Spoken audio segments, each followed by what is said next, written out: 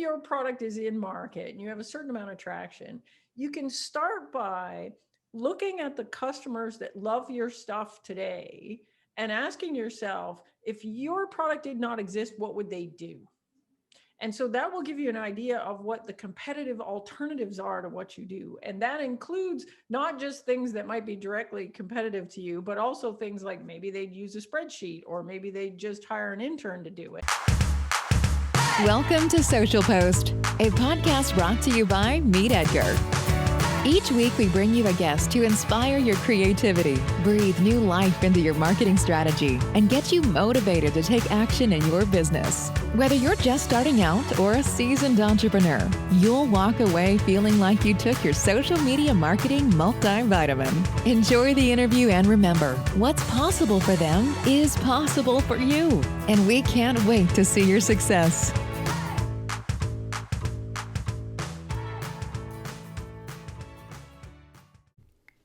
This episode of Social Post is brought to you by Meet Edgar. That's right, we're sponsoring our own podcast. We are the social media automation tool that saves you 8 hours a week on your marketing strategy and gets you off the content creation treadmill. If your social media could use a makeover, come try our category-based evergreen schedule today. We're offering a free month to Social Post listeners when you use the code SOCIALPOST upon checkout. Now, let's get back to the episode. Welcome back to Social Post, a podcast brought to you by Meet Edgar. Today, we are joined by April Dunford, who is a globally recognized leader in product positioning. Now, April has a deep curiosity in what makes the difference between a winning product and a losing one, and we are going to dive deep into some details on that today. She's also the author of Obviously Awesome, which is just a pretty fantastic name for a book. So, April, welcome to the show. And to start out, tell us a little bit about who you are and why you're so passionate about positioning. So I'm April Dunford. I spent the first 25 years of my career as a repeat vice president of marketing at a series of startups. And how I got into positioning was, the first company that I worked at, I was assigned to a product that was kind of a dog, like it wasn't selling. In fact, we were thinking about killing it. And we ended up repositioning it into a new market, and it took off, and we got acquired, and that product went on to be super successful. And so after that, I was kind of intrigued with this idea that positioning could be this kind of superpower that could take something that maybe wasn't so great, but you could put it in another context and have it be really excellent. And so ever since then, I've been kind of fascinated with that. Now I'm a consultant, and this is just what I do. So I only do positioning work, and I only work with tech companies. That's so interesting. So with these tech companies that you're working with, what are some of the common mistakes you see people make when it comes to positioning a product in a crowded market? Well, yeah, mistake number one is they don't think about positioning at all. So the most common mistake is, the founder wakes up one day and they say, you know what, the world needs a better database, or the world needs a better email system, or the world needs better CRM. And they build it, and then they go out in the market and they get it in front of customers, and customers love parts about it and they don't like other parts about it. And so they change it. But meanwhile, the market itself is changing, and we don't just have email anymore. We also have chat, and we also have team collaboration. And all of a sudden, fast forward a couple of years, and maybe their email actually looks more like chat. But they don't see it that way because it's email. What else could it be? That's what I built, is email. And so mistake number one is folks kind of default into this, well, I don't know what positioning is. I don't know if I have any choices. It just is what it is. But in reality, most products can be positioned in a multitude of different markets.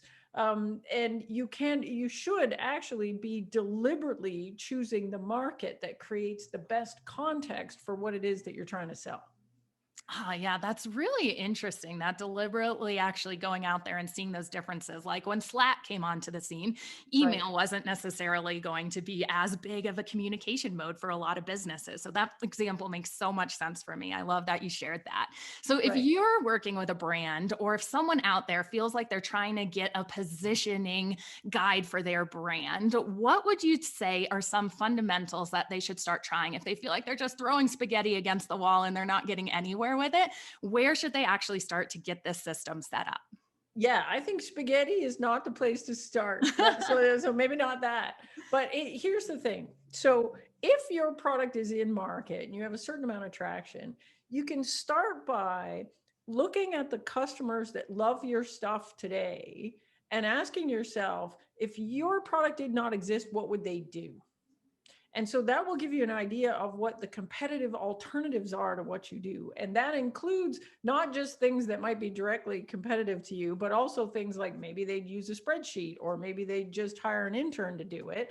So first you got to understand what you really compete with.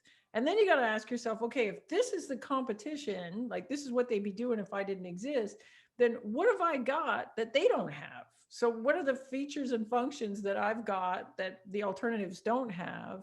And then you can map those features to value, which is why does a customer care about those features? So what value can you uniquely deliver to customers that the alternatives can't? And then importantly, once you understand that, you can say, okay, well, what are the characteristics of a target company that makes them really care a lot about the value that you can uniquely deliver? These are your best fit people. And this is where you should be focusing your marketing and sales efforts, and your positioning should really speak to them. And then lastly, you say, okay, well, what's the best market category for me to position myself in, like in my email or chat? The question to ask is, well, okay, here's my value. These are the people I'm trying to communicate that value to. What's the best context to wrap around my product such that this value is obvious to these folks? So that's how you do it, in my opinion. Yeah, that sounds so simple for any brand or any company to actually take into action. That's amazing. So Yeah, if it took me you, like 10 years to be able to say that. oh man, we're so lucky to have you today to mentor on Sounds simple that. now, man, but yeah, like when I started, there was no methodology for doing positioning. Like we understood what positioning was. Like positioning is a super old concept. It's been around since the 80s. But weirdly, when I started doing it inside companies, I'm looking for the reference book on how do we actually get this done, and there wasn't one, which drove me crazy. And so I went around talking to all the smart marketers I know, and I'm like, hey, so, I'm trying to reposition this product. How do you do that? And the smart marketers would all say, well, we try some of this and we tried some of that and we'll do whatever. And there were commonalities, but there wasn't kind of an accepted methodology. And that drove me a little bit crazy for something for so foundational to what we do. I figured this should be a previously solved problem, but it was not. And so I spent 10 years trying to figure it out in a, like, could I do it in a step-by-step way? And the result of that is essentially what I tried to capture in my book. But the result of that is, I don't know how to do it for everybody, but if you're a tech company and you're B2B and you want to do positioning, I feel very confident that I know how to do that.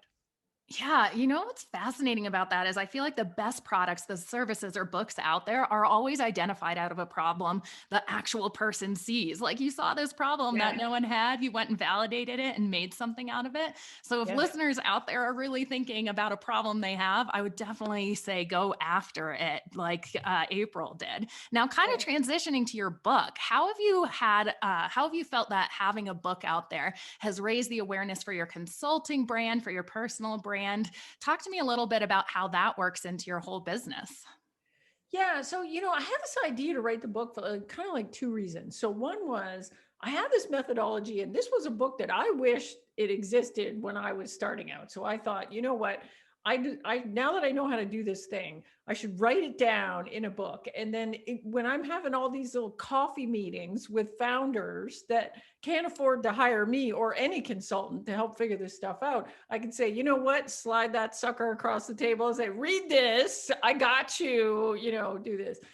The second thing was that in my consulting business, because what I'm doing is helping companies with positioning, and generally I'm selling to technical founders that, they're not marketing people, they don't have a big background in marketing, and it generally would take me 2 calls to kind of explain, here's what positioning is, here's why it's important, and here's how we're going to fix it. And I thought it would be helpful to have a kind of reference document that said, this is it. Like, read this. If you buy this, then you might want to work with me. And that started out as a long blog post, and then it got longer and longer. And eventually it was like, you know what, this is a book. And so I decided to write the book. So at the beginning, I didn't really think of it as, an exercise in personal brand building or necessarily even lead generation for my consulting business. I thought it would be useful in my consulting business, but more to accelerate a deal rather than to actually source a new deal, if you know what I mean. But then I put the book out, and the book's been way more popular than I imagined it would be, for such a niche little topic. I've managed to sell a whole lot of books. I don't even really know how that happened. And as a result, it's been really good for both, getting my name out there. That, I used to do business mainly through referrals, and, one CEO would work with me, and then that person would tell their friends, and then their friends would come and work with me. Now I get an awful lot of inbound requests, like way more than I could possibly handle, from companies all over the world that, are completely outside of my network, which is pretty cool. Yeah, that's amazing. So, in the process of actually writing this book, do you have any tips for aspiring authors out there, or any lessons that you learned? Because that is such a huge undertaking. Yeah. So the writing of the book itself was the easy part. So, because I already had a methodology, I already know what I was doing. But the process of actually producing a book was more work than I thought it would be. The other thing is that the book business is weird, and it's like all businesses are weird until you understand them. And so at the beginning I thought, well, I'll just go through a regular publisher and I'll do it that way. But then the more I found out about publishing, the more I simply could not understand the value that a publisher was going to bring to the process. And yet I was being asked to give up a lot to the publisher in terms of control over the content, control over the look and feel of the book, a lot in royalties. And I wasn't sure I wanted to give up that control to folks that seemed to understand absolutely nothing about my customers. Like, I know way more about how a startup founder thinks about business than anybody I talked to in publishing. So in the end, I decided to self-publish it, and I did that with help. So I hired a company that did the interior design and the editing and the cover art and all that good stuff for me, because I don't know how to do any of that stuff. And so I just paid for that up front in exchange for me being able to keep all my royalties and have complete control over the process. So I don't regret that at all. But it took me a while to figure all that stuff out, because I had never written a book before, and the book business itself is changing. So you'd go and ask people, and they've written a book 5 years ago when self-publishing was really different. And they'd say, oh, you have to go with a publisher. And then you go to the publisher and go, well, I don't know. Like, I don't think the publisher is actually doing anything for me. And I could just pay someone to do all this stuff and get a better book. So I don't know. So I got a lot of weird advice from, because I think this industry is changing a lot. So I had to learn a lot as I was going along. So if I ever decide to do another book, it's going to be a lot easier, because I kind of know what I'm doing this time around. Very cool. Yeah, that's a really helpful process to hear about. Thanks for sharing. So, one of the things that I was reading on your website, which is beautifully designed, by the way, was that delivering a clear and consistent story is one of the strongest ways to win more business. How exactly do you feel like you use that strategy in your own marketing or in your consulting with other businesses, and without like having people feel so nervous about like repeating themselves so much? Because that's a lot of the stuff I hear is, I don't want to repeat myself, but I feel like if you're going to be consistent, sometimes you do have to do that. So where is that perfect balance, and how do you actually do that? Right. So, as a former vice president of marketing, I already knew this lesson. So the lesson is this: you and your team will be thoroughly sick of your own marketing well before the market even registers that it's there. So right at the moment where you're starting to think, oh man, I can't say this thing one more time. We've said this 1,000 times, the horse is dead. We've beaten it to death. We can't go anymore. That is the exact moment when you need to keep pushing. And so you feel like, oh my gosh, because you're exposed to your marketing every darn day, but your customers are not. And so that consistency is super important if you actually want to build a brand, and if you actually want to be known for something. You got to pick a position and you got to stick it, and you got to stick it for long enough that people actually register with it. So now, me as a consultant, I think I'm a good example of that, in that, I'm basically the positioning lady. You don't hear me talking about anything else. I've been saying the same stuff for 5 years now. Occasionally people will say, like I'll be doing a speaking engagement and someone will say, I think I've heard you tell that story before. And I'm like, my dudes, I've told that story 1,000 times. Like, if you think it's like annoying that you've heard it twice, imagine me. I've told that story 1,000 times.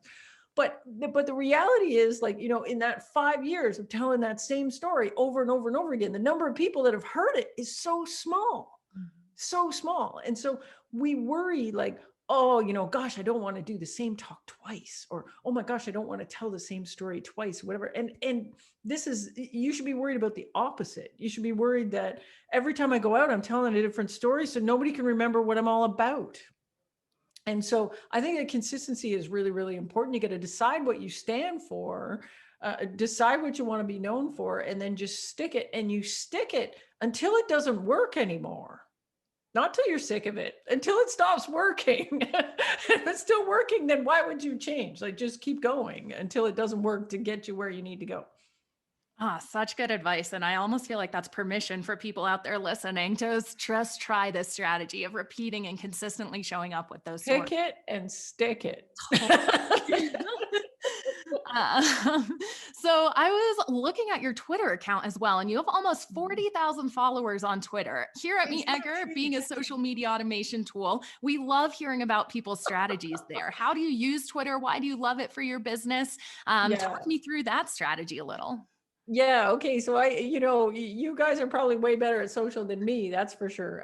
So early on, I decided that, after having worked in companies for 25 years, when I switched to consulting, I decided that I was not building an agency. I was not building a company. I want to be solo. So I want to stay by myself. It's just going to be me. And so with that, you've got to make a bunch of decisions. Like, I'm not going to do all the social media channels. I'm not going to be the queen of Instagram and Facebook and LinkedIn and Twitter and whatever. I'm going to pick one or two. Actually, my decision was I'm going to have a major and a minor. And so my major is Twitter and my minor is LinkedIn. And so I major on Twitter, and that's the social channel that I spend the most time on, although I don't tweet nearly enough. I should get on that. But that's where I have the most engaged following. I have a fairly decent, it's not just that it's like 40,000 followers. I don't know if that's big or not. I don't think it's that big, but I have a very engaged 40,000 followers. Like, I know people that have hundreds of thousands of followers that don't get the number of likes and retweets that I get on a post. So I think engagement is more important than the number of followers. And I have a very engaged group on Twitter, which has been gradually built up over the last 10, 15 years. So I started there because I already had a head start there, and that was where my people were. And then I kind of minor on LinkedIn, and occasionally if I'm thinking, if I have a new piece of content or something I'm doing, I'll get out there on LinkedIn a bit. But I kind of deliberately deselected the other ones because I figured I don't have the time and the energy, and I'm going to focus my energy on one or two. And then what I really like about Twitter is I kind of like the reach, and I kind of like how real time and personal it feels. So, and I like interacting with people on Twitter, and I get as much out of Twitter as I get from Twitter. So, like, for example, one of my New Year's resolutions is I want to be a better facilitator. So I do a lot of group facilitation, and I think I'm okay at it, but I'm not an expert, and I've taken very little formal training in facilitation. So anyways, I put a tweet out yesterday or today that was like, New Year's resolution, I want to get better at facilitation. What do y'all think? Give me your books and your courses and your whatever. Tell me what I should do. And oh my gosh, the smart responses I got. So I've now got a 15-book-long book list and a bunch of good trainers and a bunch of people offering to help me. And it's amazing that way. So I like Twitter a lot for that stuff. I also like that you can have a bit of a debate about things without it getting too out of control, as long as you set the tone of it. So I never really got into Facebook for that reason, that I felt like, people got really polarized really quickly on Facebook. And so I never really had a feel for Facebook, and LinkedIn always felt a bit less interactive and a bit less real time and a little bit more professional. Whereas Twitter, you can have a bit more of a freewheeling discussion of back and forth about something. And so I kind of like having a debate about things once in a while. Like last year I put a tweet out and I said, I didn't believe that product market fit was a thing. And like, product market fit is a kind of foundational startup concept. And I literally don't believe it's a thing. And so I just tweeted that. I don't think product market fit's a thing. Well, man, people were trying to school me on, yes, it was. And it was fun having a debate about it without getting all personal. Nobody's being mean. My people on Twitter are very nice. But anyways, that's what I like about Twitter. No, I love how social it is, and you just having these conversations and debate. And the reason social media has the word social in it is because it should be that interaction. So it's no wonder you found success there using it that way. Well, this has been really fascinating. Are there any other nuggets of wisdom or any questions you think I really should have asked you today that can help small business owners out there make sure their product is getting out in front of the right people? Yeah, I think the big thing to think about is, you have to really understand, like, again, this idea of competitive alternatives is a hard one for small businesses to think about. Like, are you really competing with other services that look like you or products that look like yours? Or are you competing with the intern or the spreadsheet or, manual labor? And your positioning will really shift with your understanding of what it is that you really have to beat. And the more you can deeply understand that, the better job you're going to do is standing out from the crowd and being able to convince your right kind of buyers that, hey, you should use my stuff instead of that, because this is going to be way better. Beautiful words to end on. April, thank you so much for this today. Tell people where they can find you online and where they can buy your amazing book. Yeah, well, the book is on Amazon or anywhere else you buy books, and there's an audiobook version, and there's an ebook version, and you look around, you'll find it anywhere you buy a book. On Twitter, I'm at April Dunford, if you want to come and tell me that product market fit is a thing. and my website is aprildunford.com. Amazing. Thank you so much today, guys. If you have any feedback about the episode, let us know. Go ahead and leave a review of the show and subscribe for a new episode every Wednesday. Thanks, April. Awesome. Thanks for having me.